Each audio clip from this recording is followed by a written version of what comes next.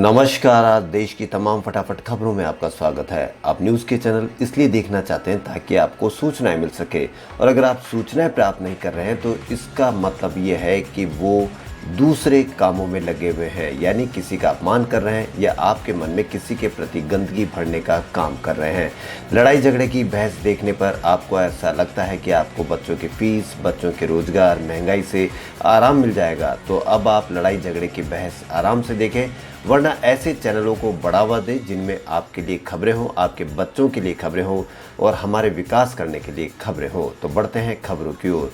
Tokyo Paralympic में भारत को gold medal आखिरकार मिल ही गया। भारतीय निशानेबाज अवनी लखेरा ने भारत के लिए पहला गोल्ड मेडल जीता। उन्होंने महिलाओं की 10 meter air rifle standing SH1 event में गोल्ड मेडल जीता। लेखेरा ने फाइनल में 249.6 अंक हासिल किए हैं। उन्होंने वर्ल्ड रिकॉर्ड की बराबरी की। अब तक भारत ने पैरालंपिक में 4 मेडल अपने नाम करने में सफलता हासिल कर ली है। भारत की अवनी लखेरा ने फाइनल में 7वें स्थान के साथ क्वालिफाई किया था और कुल 621.7 अंक हासिल किए थे। अवनी ने फाइनल में अपने खेल में बदलाव किया और गोल्ड मेडल जीतकर इतिहास रच दिया है।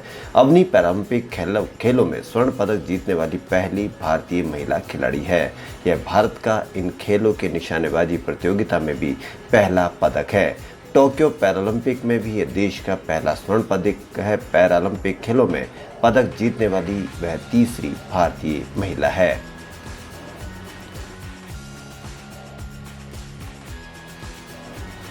अफगानिस्तान की राजधानी काबुल में रविवार को कार बम पर अमेरिकी ड्रोन हमले के बाद सोमवार सुबह यानी आज सुबह काबुल पर कई रॉकेट मंडराते हुए देखे गए। प्रत्यक्षदर्शियों और सुरक्षा सूत्रों के अनुसार कई रॉकेट काबुल एयरपोर्ट पर भी फायर किए गए हैं। न्यूज एजेंसी AFP ने जानकारी दी। एयरपोर्ट के पास कई जगहों पर धुआं उठता देखा गया है। एयरपोर्ट पर लगे मिसाइल डिफेंस सिस्टम द्वारा रॉकेट को इंटरसेप्ट किए जाने की भी जानकारी मिली है। स्थानीय लोगों ने काबुल हवाई अड्डे पर लगी मिसाइल रक्षा प्रणाली की आवाज सुनी। स्थानीय लोगों ने सड़क पर छर्रे गिरने की भी सूचना दी है।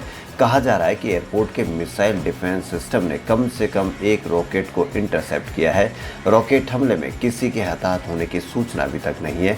अफगानिस्तान की पूर्व सरकार में काम करने वाले एक सुरक्षा अधिकारी ने कहा कि रॉकेट्स को शहर के उत्तरी हिस्से से एक वाहन से फायर किया गया था। आज श्री कृष्ण जन्माष्टमी है। इस मौके पर पूरे देश विदेश में बड़े धूमधाम के साथ इस पावन पर्व को मनाया जा रहा है। भगवान श्री कृष्ण के जन्म के उत्सव की परंपरा सदियों से चलती आ रही है।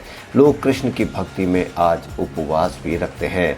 आज देश के सभी मंदिरों को बहुत अच्छे से सजाया गया है।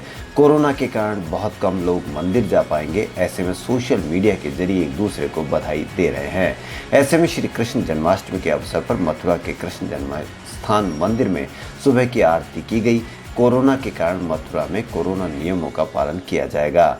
मथुरा में मंदिरों में आने जाने वाले सभी भक्तों के लिए सोशल डिस्टेंसिंग और मास्क पहनना अनिवार्य कर दिया गया है।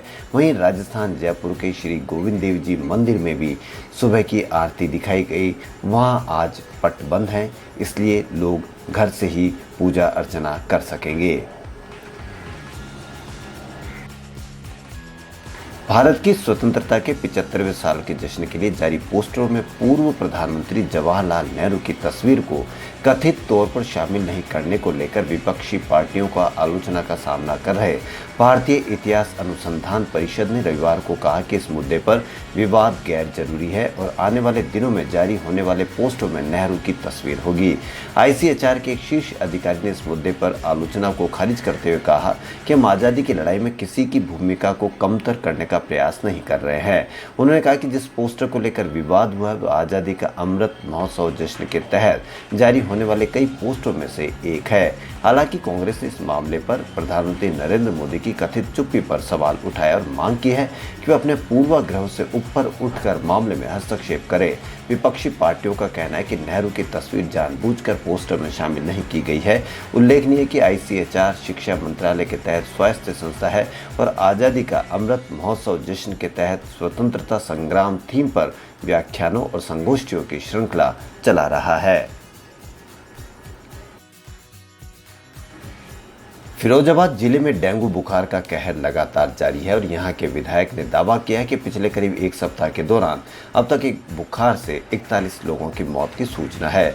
सदर विधायक मनीष असीजा ने रविवार को बताया कि उनके पास अब तक 41 लोगों के डेंगू से मौत की सूचना आ चुकी है, जबकि कई लोग गंभीर स्थिति में हैं। उन्होंने बताया कि वे प्रभावित क्षेत्र ऐलान नगर, करबला, महादेव नगर व अन्य स्थानों पर मेडिकल कैंप लगाने के साथ ही लगातार दौरा कर रहे हैं और स्वास्थ्य महकमे को डेंगू से प्रभावित लोगों के उपचार में कोई लापरवाही न बरतने के निर्देश दिए हैं।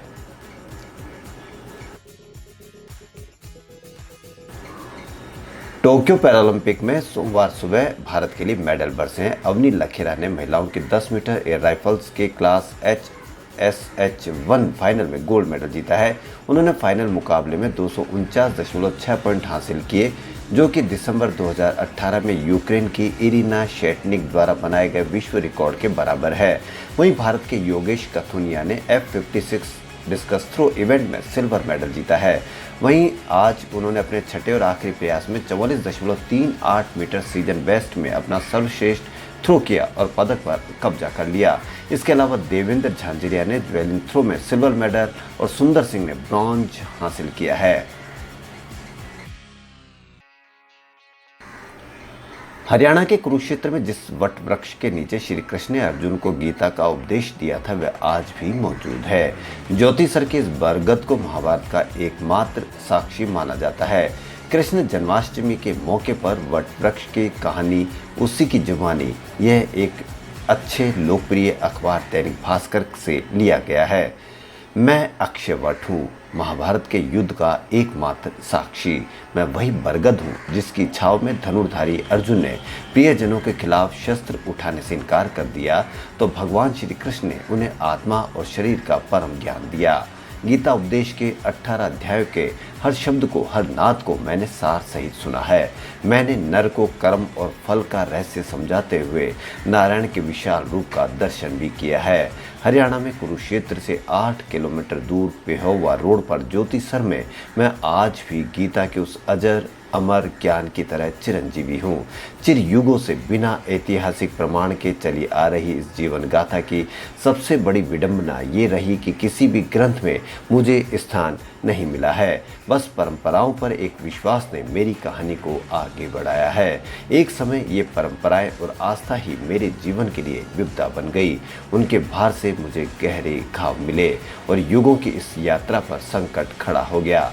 मेरी स्थिति को देख मुझे नया जीवन दान देने के लिए कुछ प्रयास शुरू हुए। ये प्रयास फलीभूत भी हुए। इन प्रयासों ने मेरे अनुभव के फेहरिस्त में एक नया अध्याय जोड़ दिया। मैं आज भी वही अक्षय वट हूँ, चिरंजीव। खबरों फिलहाल इतना ही। यदि आपको हमारा चैनल पसंद आए तो लाइक, सब्सक्राइब और शेयर अवश्य करें। धन्यवाद।